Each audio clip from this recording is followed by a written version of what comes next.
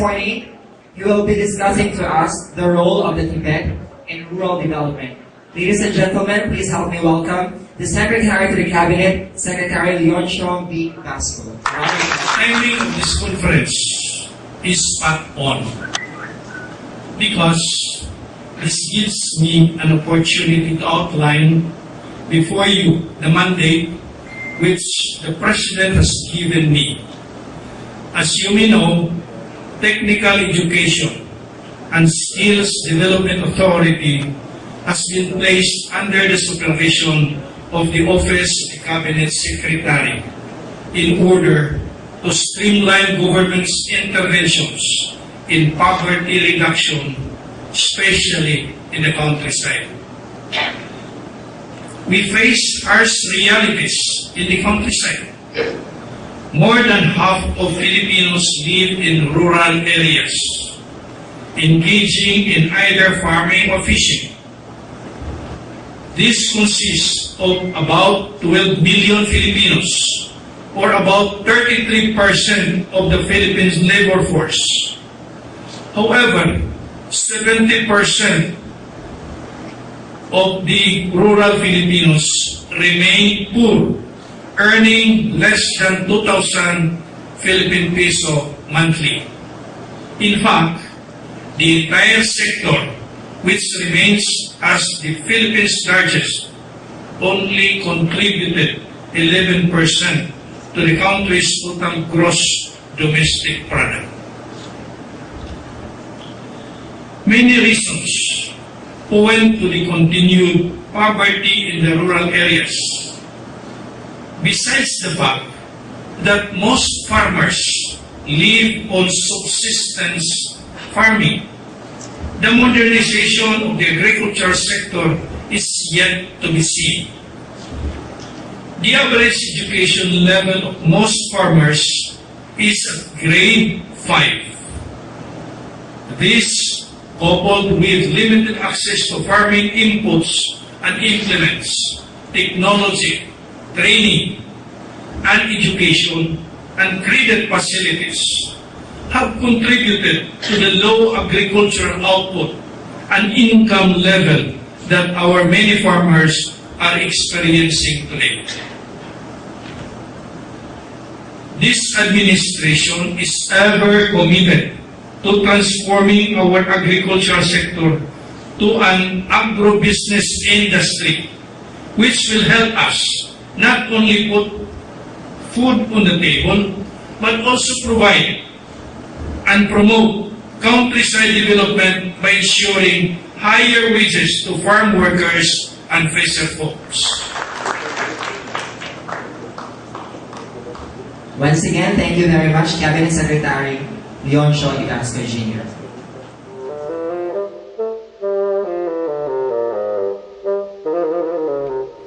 I think our speakers from other countries, from Brunei and from Malaysia, are already ready to have their presentations. So to give us the glimpse of TESD in Brunei Darussalam, may I request the presence of the principal of MKJB Institute of Brunei Darussalam Technical Education, or the IBTE Satellite Campus, Mr. Norjimi Jenik. Let's give him a round of applause, please.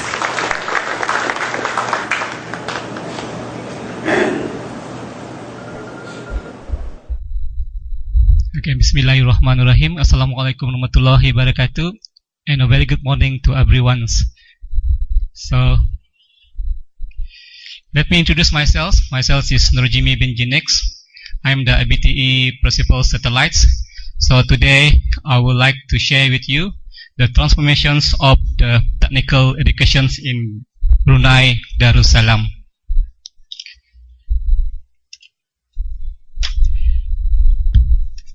I will start with the Brunei visions by 2035. So this is the country targets, Brunei targets. They want the peoples who will be highly educated and skilled and successfully, and with high qualities of life, and the country having a dynamic and sustainable economy. So In Brunei Vision 2035, we also required to absorb value toward achieving the Vision 2035.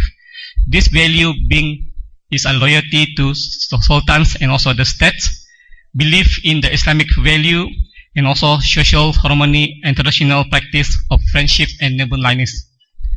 So to achieve the people highly educated, skilled, and successful, the country will make every effort to develop first-class education systems that provide opportunity for all citizens and residents to meet the ever-changing economics, promote life learning, including success in sports and also the arts. Through the first-class education system, the success and the productivities of the country will be measured according with the high international standard for the key of success in having people who are educated, highly skilled, and successfully. And the second major field in Brunei Vision 2035 is to ensure the high qualities of life in the country. So to achieve these goals, the country is committed to provide high standards of living and ensure due care for the environment, as well as providing important support facilities which is needed by all segments of society. Through the visions of the 2035, the country aims to achieve the standards of living of the people in this country to be among the top of 10 nations in the world according to the Human Development Index of the United Nations Development Programme, UNDP. And the third goal is to ensure country having dynamics and sustainable economy. So the country to ensure to develop economy that is capable to creating qualities employment opportunity for the citizen, both in the public and the private sectors. Besides recognizing the needs of change, country will continue to uphold the core values that have become the basics, stability, social harmonies, and prosperities of the country. So this is how the Ministries of Education respond to the Brunei Darussalam Vision 2035. So we have 8 policy direction strategies identified to ensure we are aligned with the Vision 2035. We also have a strategic plan 2012-2015, which driving the force to ensure that we also align the Brunei Darussalam Vision 2035, and we also have a new education platform, what we call it 21st Century National Educations. So this platform has makes major change in terms of educations in the Brunei Darussalam. So if you look in the slide, there are 3 main failures that we are looking at, which is the education system structures, the curriculums and the assessments, and the technical education that will be I talk more. So in educational structures,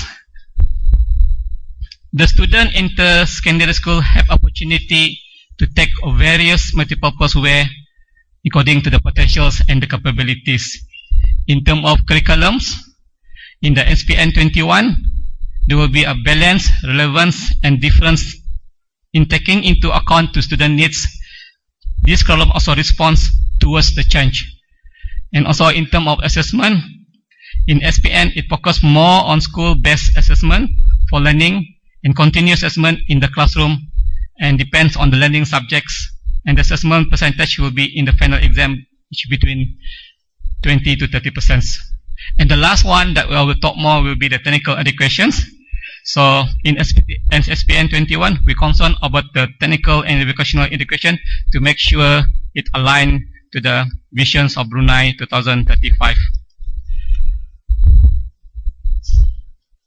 Let me share with you the new SPM 21 education structures in Brunei Darussalam.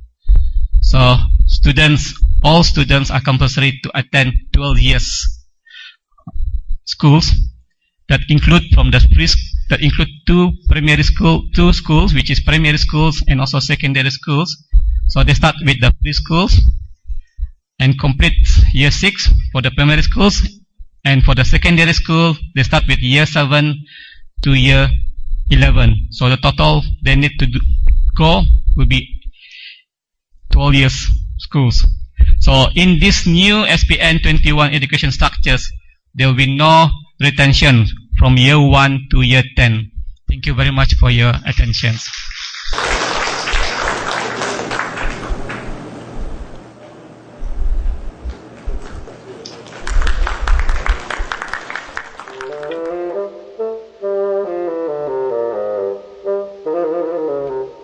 Ladies and gentlemen, our speaker for the Tesla Center of Excellence for Malaysia, Mr. Hassan Siraj. Let's give him a round of applause. I would like to share with you Centers of Technology, what is called as COT, from Polytechnics of Sandakan, Sabah, Malaysia. Okay, this is a brief introduction of myself. My name is Hassan bin Siraj. I'm the director of Polytechnic of Sandakan, Sabah. I think it's about 1 hour journey from Tawi-Tawi Island and Jolo. And I'm the 4th director in Polytechnic Sandakan. And this is the main building of my office. Okay, this is the content of my presentation. I will try to finish it in the time given.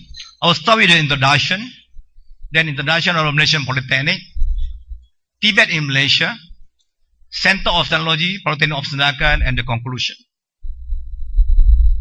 Okay, this is Polytechnic in Malaysia. For your information, we have 33 polytechnics in Malaysia. This is under the Ministry of Higher Education. We have about 90,000 students, 8,500 staff, 160 diploma programs, 7 bachelor programs, almost 490, almost 500,000 alumni since 1969. 7 of our polytechnics receiving gold level accreditation from Asia Pacific Accreditation and Certification Commission. So we are willing to help our Pinoy, in order to get the gold level accreditation from APACC. And this year we are starting to apply for another 3 more. We start this program in 2014, and I was one of the committee member in planning the process of accreditation of APACC. And 6 of our engineering programs were accredited by the Canadian Technology Accreditation Board. This is on the international basis. So in Malaysia, we have 13 states and roughly about 3 polytechnic in every state. And my polytechnic is on this part of the island, of the Borneo Island. Polytechnic of Sandakan. Polytechnic of Sandakan, the acronym PSS, was established officially in May 2008 at a temporary campus at Polytechnic Kota Kinabalu. In December 2011, we moved to our permanent location at Education Hub Batu 10, Jalan Sungai Batang in Sandakan. PSS, or Polytechnic Sandakan, offer 3 programs: Diploma in Agro-Technology, Diploma in Aquaculture, and Diploma in Tourism Management. And the design capacity of our Polytechnic is about 1,200 students. And right now we have about 1,000 students. We have 100 staff. This is permanent staff. 70 are lecturers, and 30 are the supporting staff. And we have an area of about 40.5 hectares. This is a brief view about our polytechnic. This is the, if you can see, this is the rain shelter. We have about 12 rain shelter in Polytechnic. This is the office building, and this is the main building. This is our field, our farming field, and this is the hostel, and some other facilities. And one thing about Polytechnic, we can declare that we can produce green graduates in technology.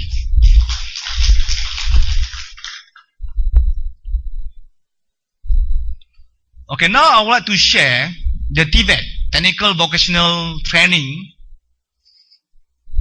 progression in Malaysia.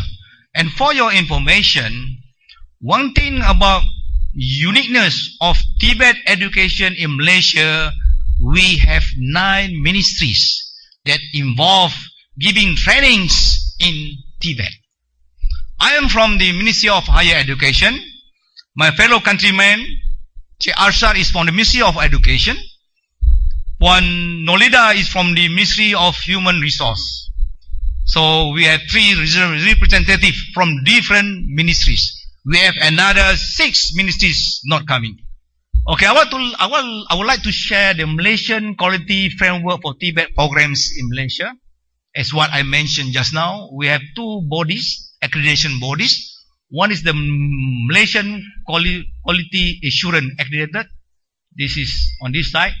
And this is a Department of Skill Development, which based on the National Occupational Skills Standard, NOSS. And so we can see that we have 3 divisions, 3 main sections. That's the skill part, vocational and technical, and academic. This is quite different from other countries where they have 2, but in our country we have 3.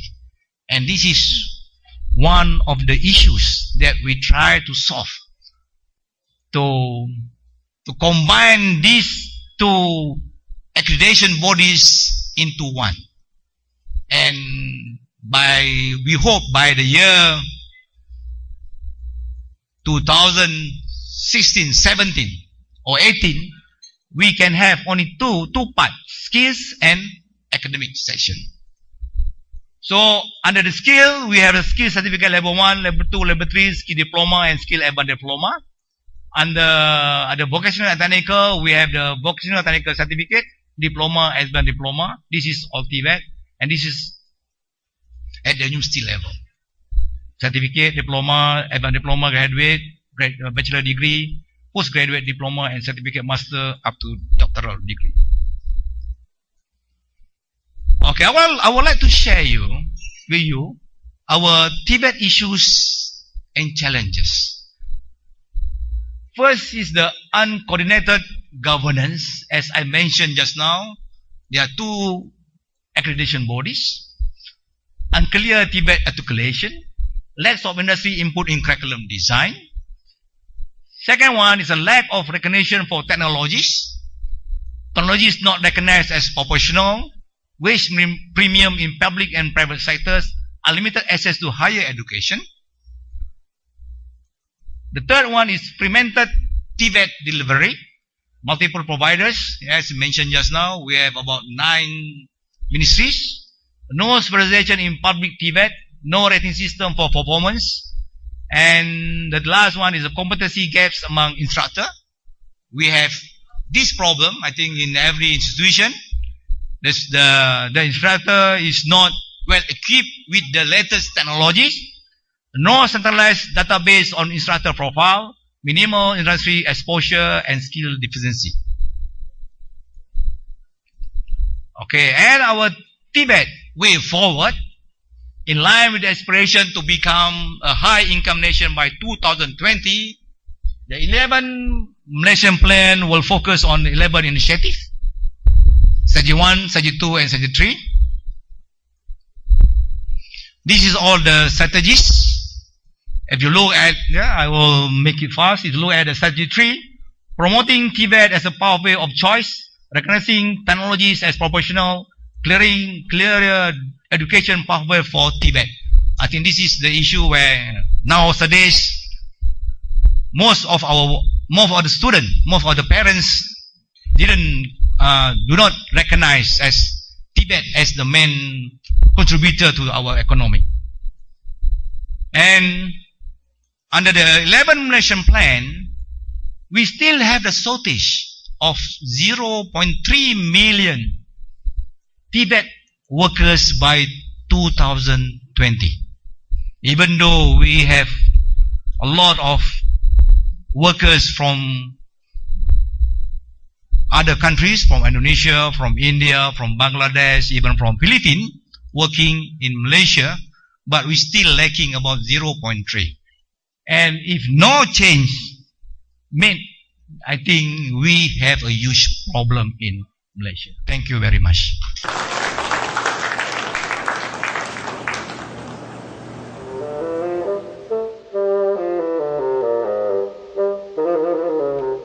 Hopefully in the second BIMP TVET forum in Brunei, we will see the Indonesian model of their centers of excellence. I will not discuss the TVET in the testless perspective because it was already explained to us by our former secretary yesterday, including the ASEAN qualifications framework. I will present what this center is as a center of excellence in agri-modernization. There is always a discussion on the dichotomy between technical education and skills development. What we did here in Davao and in the whole of Mindanao is already to combine both the technical education and skills development, to erase the dichotomy between education and skills development. We always consider skills development as short-term training for a specific niche or specific segment of the market. We still have that. But we have also to consider that in the Philippines, we have our 16-year-old who did not enroll in grades 11 and 12 and who are not planning to college. And 16-year-old are needing education more than training. But we cannot deprive them also of the fact of the opportunities to gain psychomotor skills in order for them to manifest or practice in whatever endeavors they have.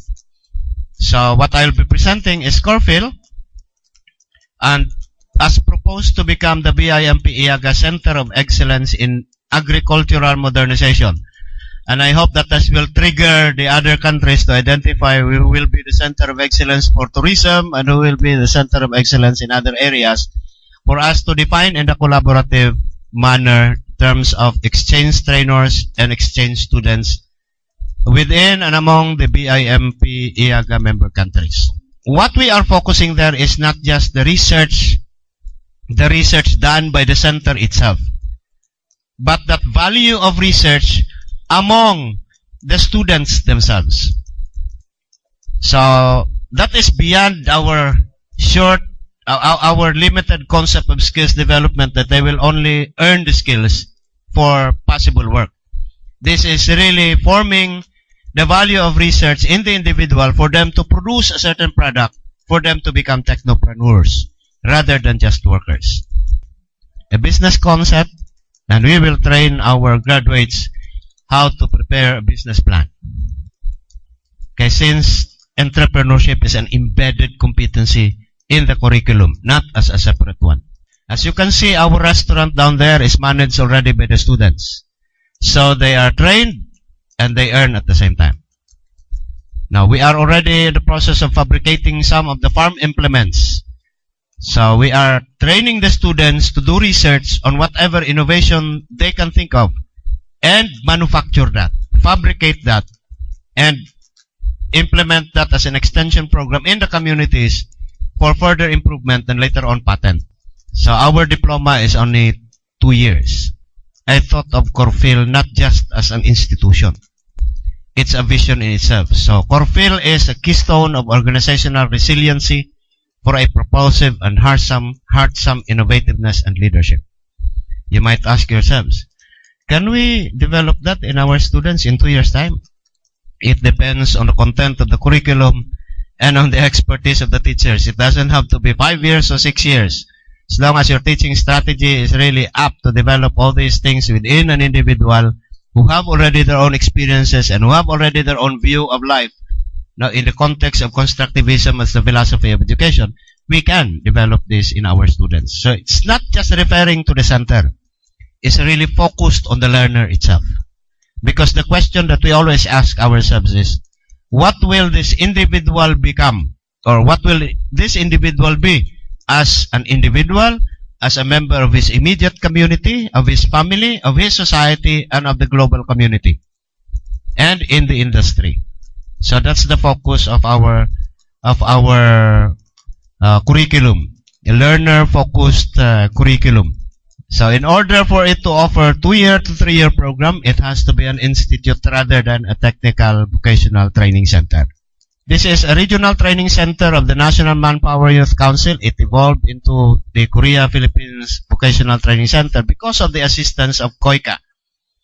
So we have just the second phase, the building at the left has already been turned over to us. That is the second phase. We are now preparing for the third phase. So you will see later on, it's not only the restaurant. The back in between the auditorium and the offices is the fabrication center. And you have your agri display center, showroom. The next building that will be put up there is the automotive service shop. So that we do not have to send our automotive students to shops around Davao. Because there are so many students and so many centers that we cannot find OJT areas already anymore for our students. So we create our own OJT area where they can experiment whatever they have learned to be supervised by the industry. So I turned it around. Instead of sending my students to the industry, I invite the industry to come and teach the students. Beside the auditorium will be the mini hotel because we will market that auditorium to be an alternative convention center for government agencies so that it will be more efficient for the government because hotels are so expensive. And at the same time, it will be an on-the-job training area for our hotel and restaurant students to be supervised by the supervisors of the hotels downtown. And at the same time, the students are earning from the fees paid by the visitors. Okay, incubating new technologies. As you have seen yesterday when you go around, we have already fabricated equipment there. Soon you will see some hand tractor innovations. We have ram pumps. We have pelletizer already for the organic feeds. And we are now in the process of finishing the biomass-fed mushroom grower sanitizer for our farmers in partnership with the Department of Agriculture. Okay, so that is also in line with the drive of BIMP EAGA for protection of the environment and the development of an community-based ecotourism sites in the BIMP EAGA area. Okay, the framework looks this way. So as you can see, we have partnerships. We have partnerships with the different agencies. So we have partnerships with the industry, with the higher educational institutions, universities and colleges, with the inventors. This is the unique one.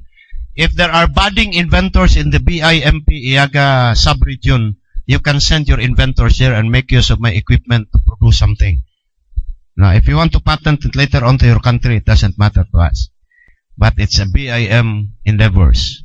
Okay? This complementation partnership is for the input to the curriculum. That's why I said the curriculum does not sleep. Curriculum is an evolving reality. It has to change from time to time, if not every day of your life. We have several programs. I hope that you can see this at the back.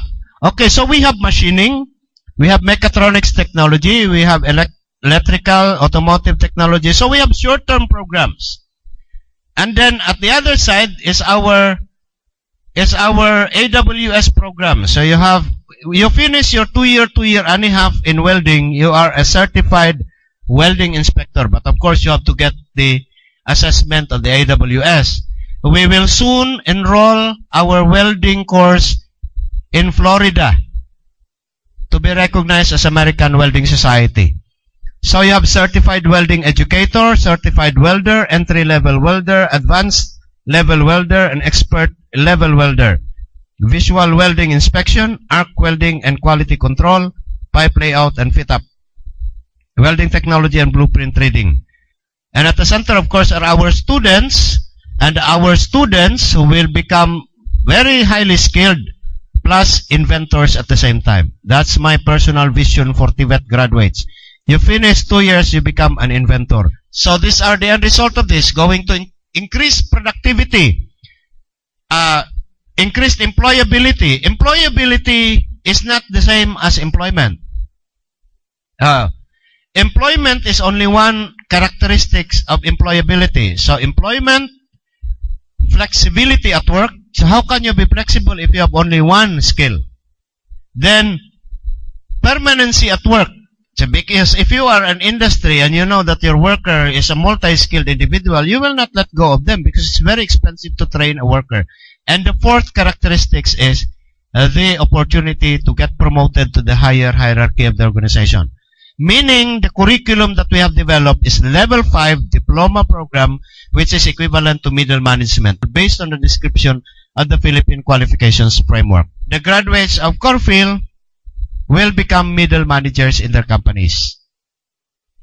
So I have defined that. But it's not forgetting the level 1. It can still work, highly supervised. If they stop in first semester, they will already have 2 national certificates. If they want to leave and work because they have found a job, they are not considered as dropouts. Whatever they learn from the industry, if they want to come back for the second semester, will just be assessed, and if they have demonstrated the competency for the second semester, they will be given the credits of the second semester. For the theory part, they do not have to come to the school. We will develop the e-learning material for the business management, for the management, customer relations, and others. They only have to come for the core skills. Because they have, of course, how can you repair an engine if the only thing that you see is a drawing? In 2 years and a half. So you might wonder, how can I squeeze the curriculum in that regard? No, it's still the teaching strategy. You want to develop critical thinking and problem solving, use case analysis methodology. These are the challenges. We write cases on automotive, on welding, for the students, because our learning experiences will be individual. So you study the case, you analyze it, then group, you discuss it in a group to develop the team, to build the team, and then so that's why our learning experiences is blended. Okay, and the teachers can just interject the theories during the workshop area. So you do not have to have a 1 hour theory, 2 hours laboratory. That's a traditional way of doing it. I'll just show you the curricula. That's where it is. As I've said, it's very, very flexible. You enroll in 1 semester, you get already 2. You want to get out, but you have your theories, you have your critical thinking, problem solving, decision making, you have your management. But you are not drop out. Now, how about Corfield in rural development? We need, as a school, as an institute, you have your extension program. So the 3 functions of a university: research and development, instruction, and extension, of course. And our extension is to where we can experiment the technology that we have developed. And I will show you how it goes based on what our secretary has mentioned this morning. You do not just train farmers to become a welder. What will they weld? Now, if they learn welding, they'll get out of the farm. So you are also changing your agriculture. So we go into the basics of community development. This is the one that I trained the Sadyahatra workers, community development. Okay. Now, what are the community assets? And then from there, you develop your framework of it. There. You see? Okay. Welding. Welding is steel fabrication. Your output is ram pump. Then you do masonry. You do pipe fitting or plumbing for the water system. You have your masonry for the delivery tank, because of course that's upland. So you have a running water, 1 meter drop of water, the ram pump will throw it 20 meters up. So you can already do upland agriculture, upland aquaculture. But you need the tank up there in the mountain. Once you have water, you can do basic community-based forest management. You can have farm tourism up there. You can have organic agriculture, upland agriculture in partnership with the Department of Agriculture. You have your water management. You have your upland aquaculture together with the Bureau of Fisheries and Aquatic Resources. And then DTI for the mini manufacturing. As I've said, we have already our mushroom grower sanitizer. You teach them to weld the dryer and then the grinder so that they'll dry their mushrooms and then grind them, enter the Department of Science and Technology for packaging. The farmers become the downstream of the malls where they can sell their packed powder mushroom. Okay, so that's rural development. And now, the school networking system. Here in Mindanao, this is how we view our networks. So you have your core field as a support. We have your Wangan National Agricultural School. We have our Lupon School of Fisheries, Dipolog School of Fisheries. We have SONAS in Region 10, and we have DINAS in Monte Vista. But we have partnership also with the private technical vocational institutions, like for example, organic agriculture. Dr. De La Peña was here this morning. He is the chair of our Regional Technical Education and Skills Development Committee. He is promoting organic livestock, and the secretary has his own training center on organic crops. So you see, in Zamboanga, there is also an agricultural school, privately owned agricultural school. So you can already have partners there. You have your enterprises. As you can see, we have Dole Philippines. Are they still there? We have our SUCs. We have our big SUCs here. We have local government units, of course. And the NGAs. And at the side, now is the network. Now we have Malaysia. That's the first one. Malaysia network with one institution. We have our Brunei. So what we will be discussing in Thursday and Friday meeting of the Socio-Cultural and Education Cluster will, one, the mechanics of networking, how will it function, and the mechanics of exchange trainers and students. How will it function? Because the Northern Territory is already asking us. So that will be the 2-day event after this, because I have to report this to them, to the SCE members, tomorrow and Thursday, before we fly to, before the RDs fly to Cebu on Friday. So that's the picture of the school networking system. We will propose for final approval of our senior minister signatories on November. With the BIMP EAGA University Network, and our professors are just traveling for invitation to teach, might be able to join the ASEAN University Network later on. Okay, so that's the next step. So with that, thank you very much.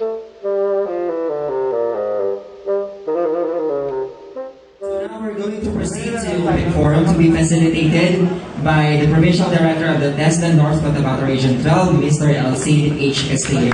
If you have questions or remarks and comments, but before that, may we request the presenters to please occupy the seats provided for you. Do we have questions from the floor? More questions coming from you? Since you don't have questions, can we just offer a round of applause to all our presenters?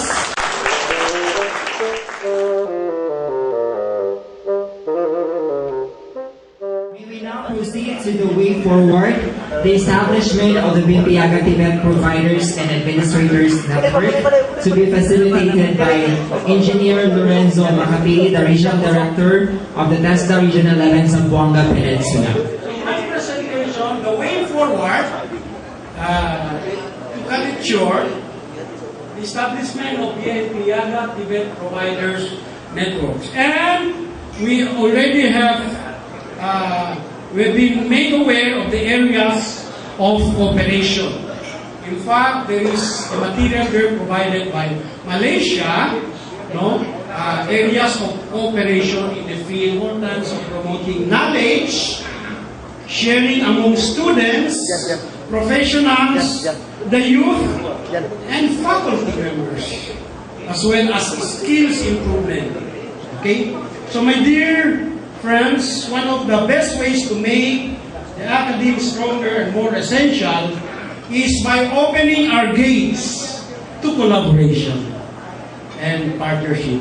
because it will bring about creation of innovative ideas by bringing together a group of smart people, a group of smart educators, just like us, who can have their hands on the pulse of, not only universities, community, but this time, the PSD of the TVET sector. We welcome this development as an opportunity to learn from each other's experiences. That's just what we have heard from our partners from Brunei and Malaysia. I hope this partnership will establish the relevance of the TVET sector in EAGA and also the academic sector, because we are talking of the whole gamut of education. That is in our pursuit for societal development and good governance.